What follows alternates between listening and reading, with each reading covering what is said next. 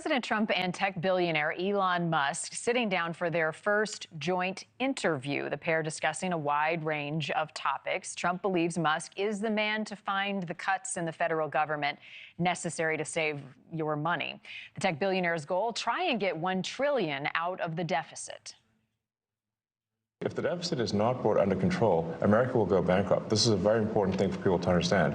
A country is no different from an individual in that if an individual overspends, an individual can go bankrupt, and so can a country.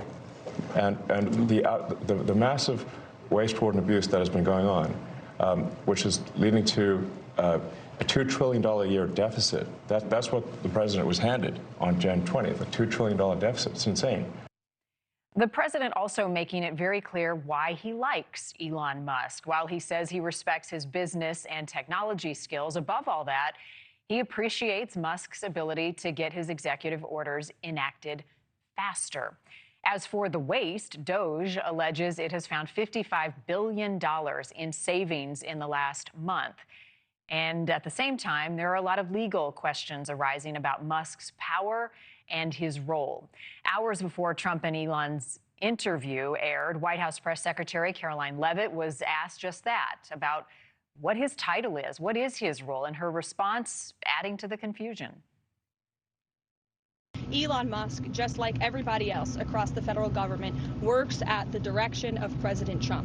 Elon Musk is a special government employee, as I have told you before. He serves as a senior advisor to the president, if you will, within the executive office of the president. DOGE does not have statutory authority. We've been very clear about that. Again, DOGE is advising these agencies. It's ultimately up to the discretion of these secretaries to make these hirings and these firings. NewsNation media contributor Colby Hall with us, also the founding editor of Mediaite. I mean, don't we have to start with the fact that DOGE is sort of a made-up agency? I mean, it's a new thing. So, new agency, and there's a guy in charge. Call him what you want. I think they started as the new agency, and then they realized that they could rename an existing agency, so it sort of fell into that sort of place. But yeah, all of this is sort of brand new. It's very disruptive.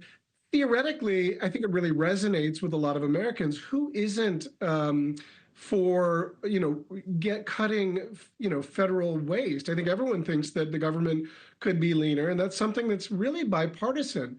I think there's a lot of questions still that remain about how we're going about this, right? And, we saw that clip with Karoline Leavitt, there's a ton of confusion around Elon Musk's role. Like, he is not officially the leader, but he is leading this.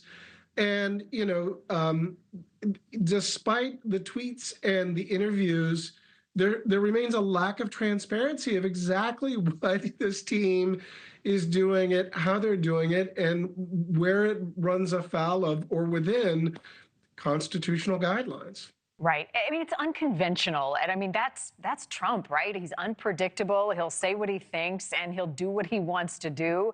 And I don't think he cares, the optics of it. But it is interesting, Colby, as we watch. I mean, you and I talked about, like, many times, sort of the bromance between the two of them, a political powerhouse, this duo. And now you've got that, press conference in the Oval Office with Elon Musk and his son on his shoulders, and then this dual interview. I mean, it's just, we're in some uncharted territory, and he's one of the richest people in the world, which, I mean, just adds to the plot line.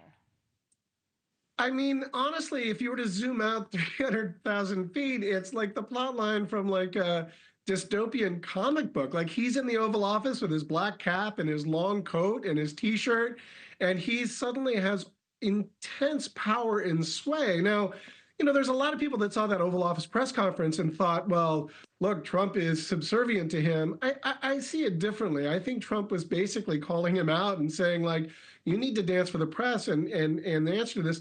And regarding the interview with Sean Hannity, I think that was done on Saturday before a lot of this news broke. And it wasn't really news. It was more sort of a PR campaign designed to show, like you said, this bromance, that regardless of how many legacy media are talking about there's this division, they still get along, right? They still have a mutual goal. Musk is an unelected bureaucrat who's having incredible power over the federal budget. And that's something Speaker Mike Johnson just argued against when he was reelected as Speaker. So, it's more of the same. Maybe it's meet the new boss, same as the old boss. Again, everyone's for cutting costs, but how they're going about this, I think there could be still a ton more transparency, and a Hannity interview doesn't necessarily bring that. Thank you for watching. Go to newsnationnow.com to find News Nation on your television provider, and don't forget to click the red subscribe button below to get more of News Nation's fact-driven, unbiased coverage.